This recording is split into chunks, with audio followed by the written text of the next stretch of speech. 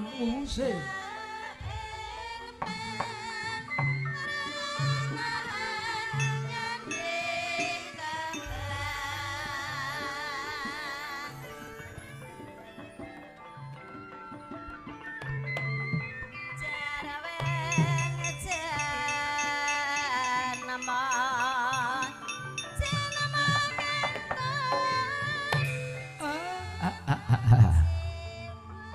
Bergegek ugeng sadulita hemel-hemel. Gus, Bendara kula, Ndara Janaka.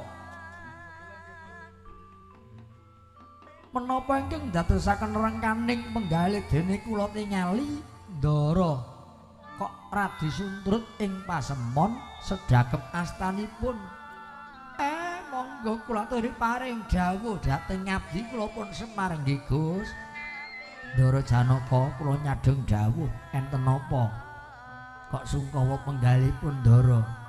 Ndara jane enten napa nek upamane gareng Petruk kalih kula dianggep le sami gegojegan lan tetembangan niku kok gladrah. Kula nyuwun pangapunten nggih Gus. Lalakon niku adile mung dilakoni.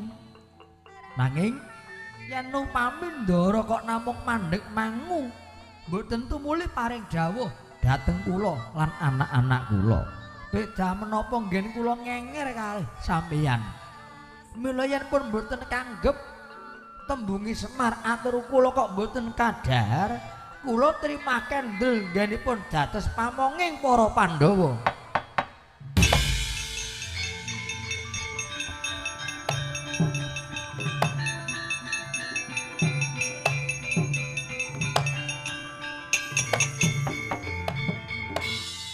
Malas ludira kawang-wang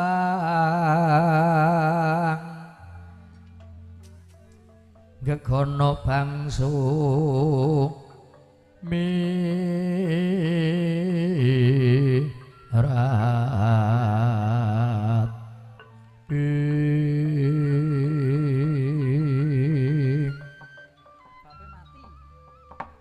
Kakang Semar Badranaya kula wonten dawuh lho aja kaduk ati kajroning panampa satemene nggonku mung meneng bae aku ora paring duka kelawan sira lan anakmu kabeh.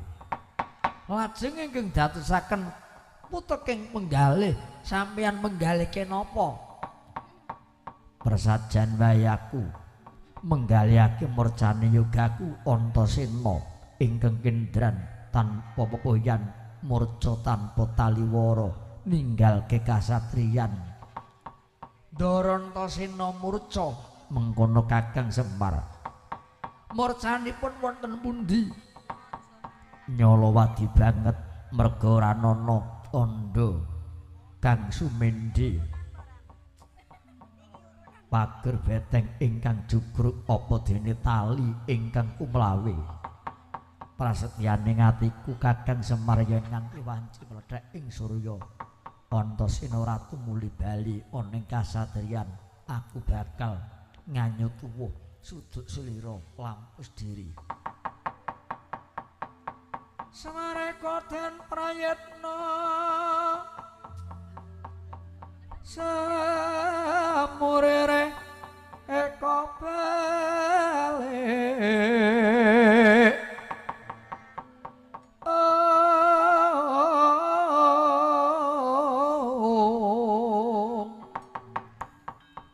Titiyani Gandayani Trisanya Purnama siji gilar-gilar tengah latar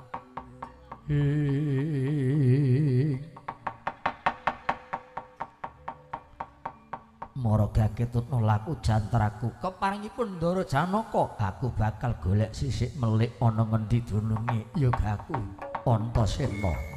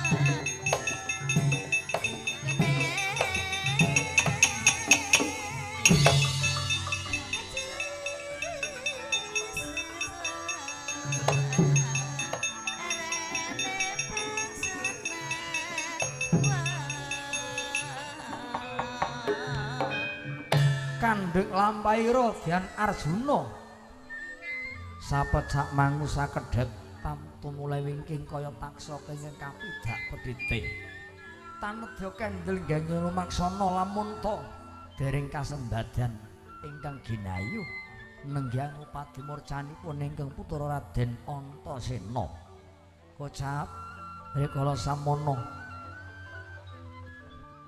nenggih pelajaripun Dewi Banomati miwah ingkang garwa Prabu Duryudana dupi mulat saking katebian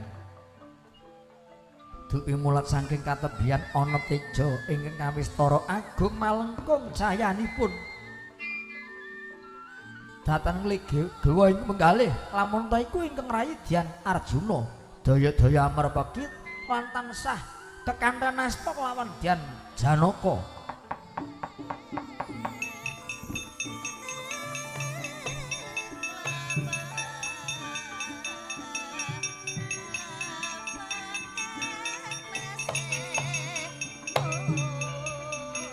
duh kakangipun Kakang Dimas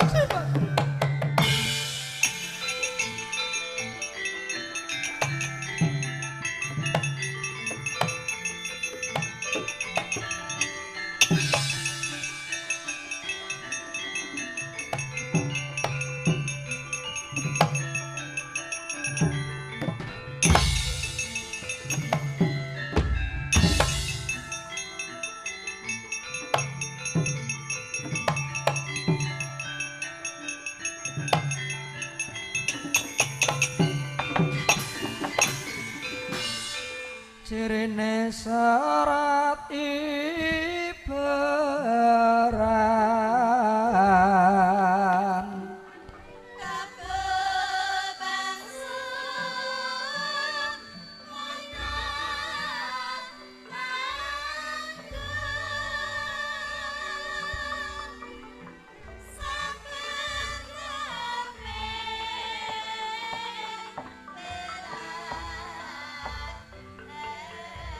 mengko kadangipun Kakang Dimas Arjuna tepung temu gelang munggah gunung mudhun jurang nalasak wana-wasapun Kakang nggone Ngupadi Dimas Arjuna nanging ora nglegi lan ora nyono lamun ta pun Kakang bisa pinanggi kelawan Kakang kunadyan mapan ana sak tengahing alas Dimas Arjuna kadangipun Kakang Yayi Arjuna mulane pun Kakang ngoncat saka negara Ngastina merga pun Kakang kepengin Ngupadi Dimas Janaka supaya mitulungi nglawan pun Kakang aku njaluk tulung ya Dimas aku tulung ana nuwun mangke tumangkidha Kakang Mbok lan Koko Prabu menapa ta darunanipun padukun nilaraken praja Ngastina kawruhan ana Dimas negara Ngastina kuwi ana kraman saka negara timbul taunan jejuluke Prabu Antawirya sawadya balane dheweke kepengin banget nglenggahi Jampar Gadhing nganti Koko Prabu Baladewa lan Bapa Penemban Durna katarungku mancing jroning gedhong pakunjaran sedyaning atiku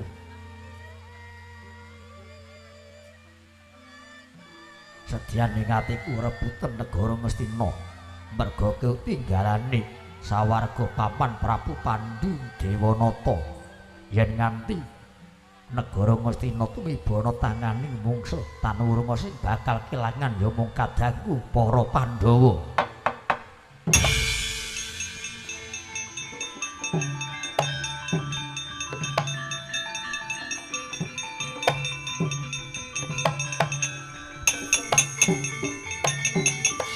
kagat resang kaperangu renangkul ginampit kempit dosang retnaning bawana ya kitu kang walang ati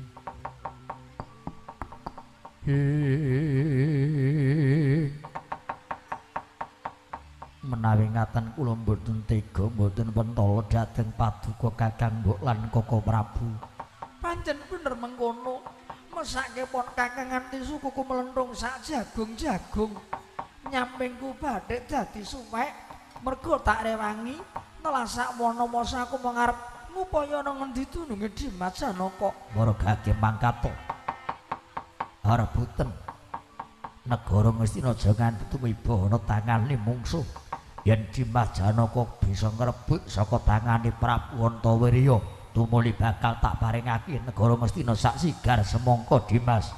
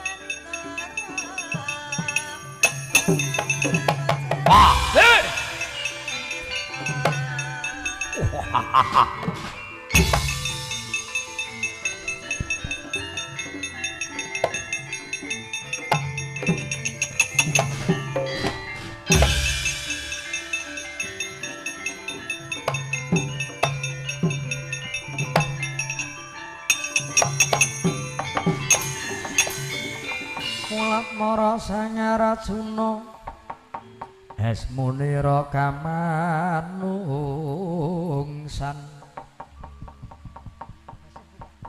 kasrapan tingkang mungsuh liringing dikamantian lono gongas tak sawang nepis wiring negara Ngastina wujude bocah nom-noman bagus tanpa cacat dasare nenggo busana sapa kowe Raden ngaku kowe takon marang aku Satira Madu karo aku Harjuna kowe Harjuna Danang Jaya ya Permadi ndak sawang kowe dudu Wadyabala Ngastina iya pancen bener aku dudu Punggawa negara Ngastina nang aku Punggawa negara Timbul Taunan bakasate sinuwun Prabu Antawirya yen ngono tiwas kebeneran ana ngendi Antawirya kon mudhun saka dampar negara Ngastina bakal tak jaluk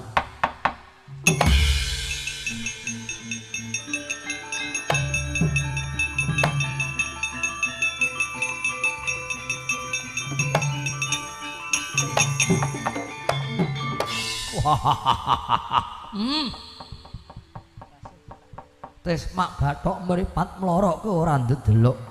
Gampang temen lah kok kowe arep ngrebut, kowe arep njaluk negara Ngastina. Direwangi cukla-cukli bermono sandi ngalahke. Senopati anung-anungan ndelingke iki tumenggung panigas rikma sing bakal palang dodo entuk tak jaluk ora entuk rudha paripeksa. Lena panginamu tebak dadamu kelakon hilang nyawamu kowe Raden.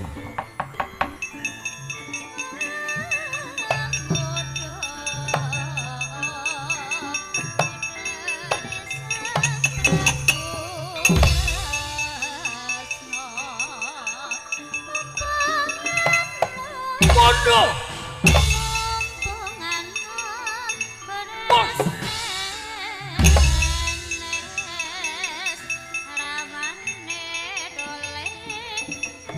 Bos. Hei. Salah.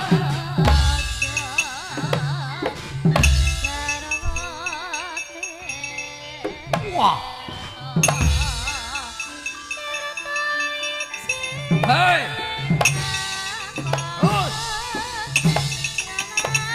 Wah.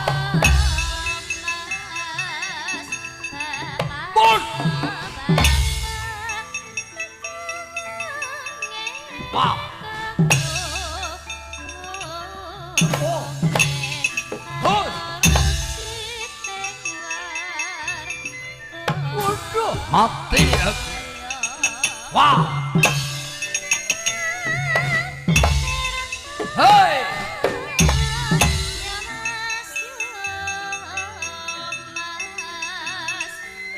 Waduh. Wah. Oh.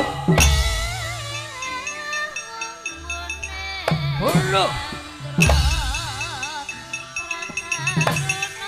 Bos. Oh. Bos. Waduh. Wah.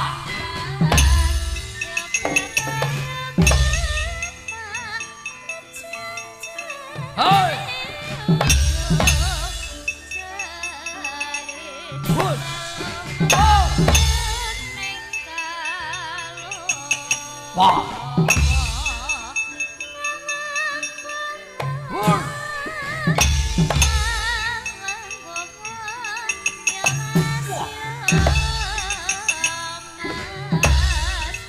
Wah. Oh.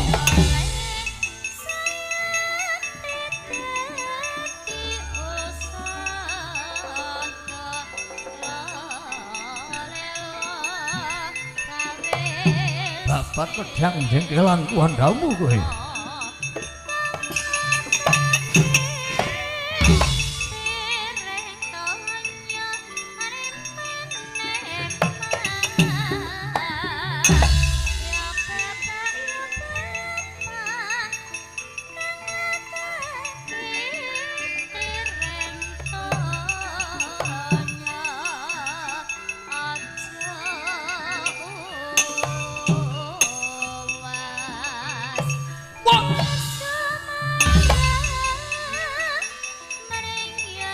Awas.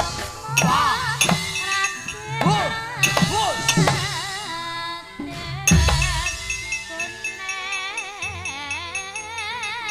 Yo Gong, gambange dunekke Gong.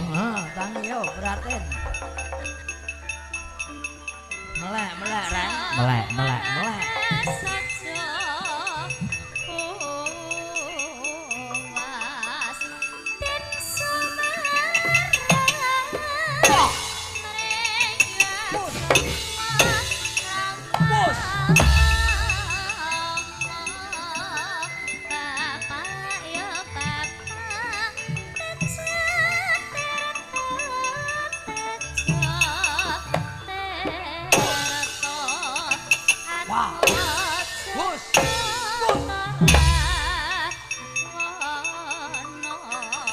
Was.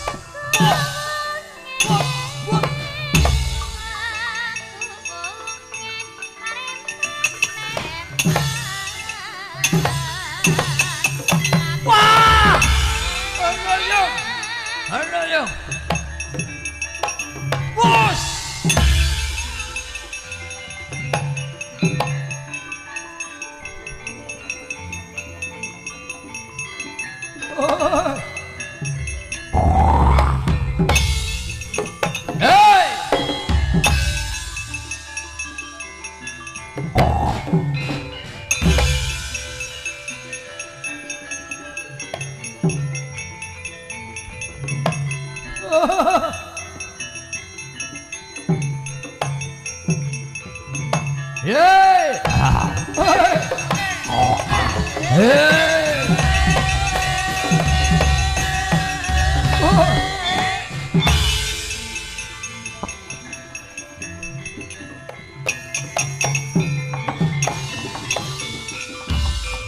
Marana semoga ngiwangarono kadinetraning sari rapuh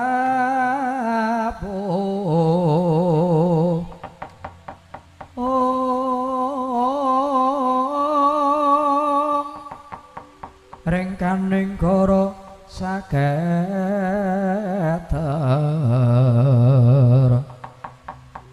niki dunganing kum lirmu sing wini panca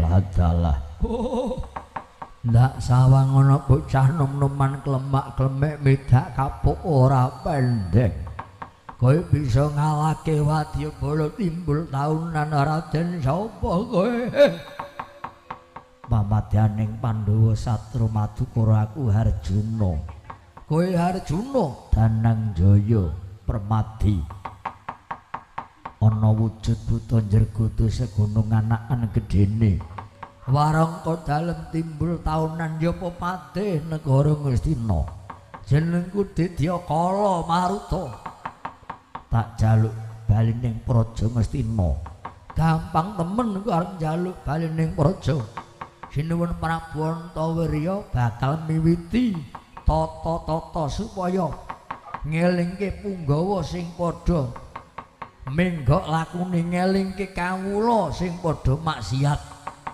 patrape mbah ora weruh entuk tak jaluk ora entuk urudha paripeksa gaglak limpamu sawurma Raden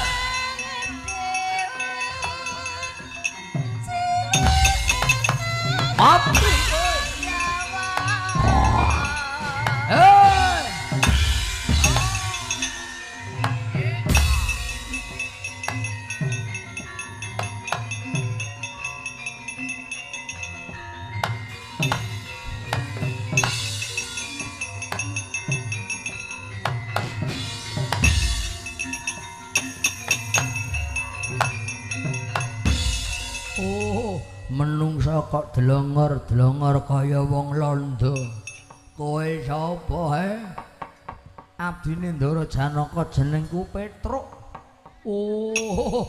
gene kok kowe mung trima cakruk Petruk menungsa kok malah dadi panganan jenengmu kerupuk Petruk dudu kerupuk malah tinemune kowe mung dadi Torabika wasuwe kentes ndasmu kowe jenengku Didyakala Maruta ora takon kowe aja melu-melu iki kudu perkaramu melu wae wong rombongane Ndara kok Ndara Rekasa aku melu Rekasa Ndara kepenak mbok menawa sesuk aku dijak plesir Dharma wisata munggah ning pucuk gunung aku ki seneng nek Dharma wisata ning gunung najan dalane menggak-menggok golek tok sing metu banyune golek kali sing banyune bening kok kowe senengane golek kali karo mengko golek empang sing malang ngopo ndodok silir-silir cemplang-cemplung isis tur resik ha iki kaya ngono kok dikandhake. Ora gelem minggat takon dosa kowe sapa.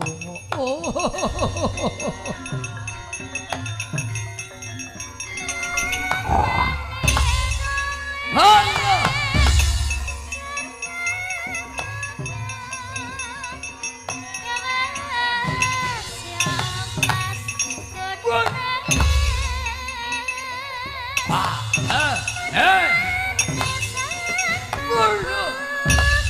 Mutiar. Wah. Bus. Bus. Mutian.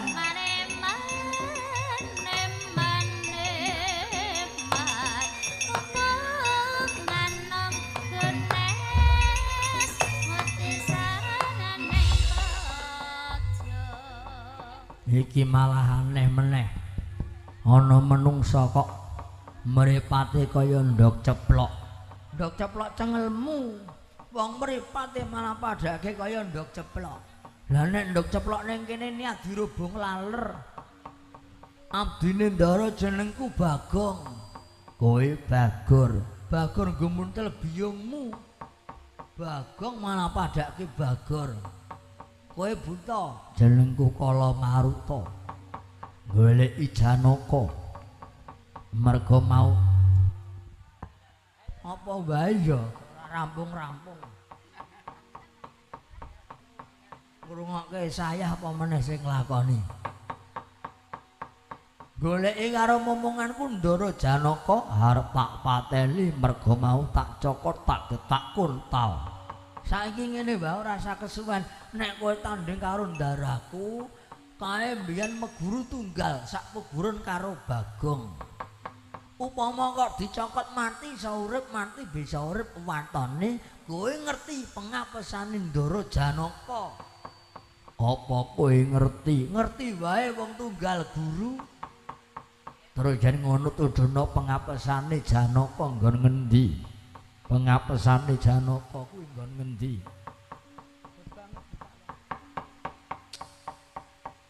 Saiki ki ora ana barang gratisan kabeh kuwi mawa Prabeya nganggo dhuwit. Jer Basuki mawa bathok.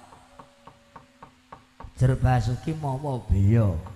Terus karepmu saiki nyang-nyangan njaluk sak njalukku kowe iso nduruti engko tak tuduhke pengapesane Ndara. Nyawane iki wis ning tanganku. Kowe njaluk pira tak bayar kontan. Kowe njaluk pira njaluk 500.000. Ora butuh. Digenepi sak yuta. Ora butuh nggo ngopo sak yuta. Tak wenehi 5 yuta. Ora butuh. Terus butuhmu pira? Iki harga Indomaret ora kena dinyang. Nek pancen kowe ndek dhuwit 20.000 saiki kudu dibayar kontan. Tak pikir-pikir kowe malah wong gemblung. Dikai 5 yuta ora gelem malah njaluk 20.000. Piye gelem ora? Ya wis ora apa-apa. Ketoke kowe mbiyen sekolah ora tamat. Nyoh 20.000. Lah rak ngono. Saiki pengapesane Janaka. Engko sithik enteni, sabar. Udan-udan arep apa ora usah kesusu. Kowe tak kandhani ya. Nyawane Ndara Janaka iki tak wadahi plastik. Diwadahi plastik. Terus mengko nek wis aku lunga iki dibuka, plastike diunyel-unyel. Nyawane ning jero plastik. Terus mengko dicokot sak kayange. Kowe nyokot plastik iki padha karo nyokot nyawane Ndara Janaka mati seketika. Nek ngono tak cok engko sikik. Supaya ora kajenangan aku tak umpetan sikik. Aku ning kene kok Ndara gejebak mati malah aku konangan. Ora usah dadak kemringet mung trima kelangan 20.000 aku ngerti pengapesane Janaka. Nyawane diwadahi plastik. Plastike tak remet tak unyel. Sakwise ngono tak buka, tak cokot. Bareng nyokot nyawani Janaka mesti mati kowe.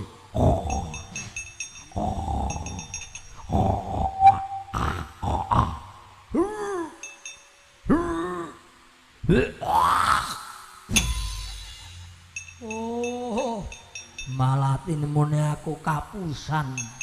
Dudu nyawane Janaka malah mbelek pitik diwadahi plastik. Oh.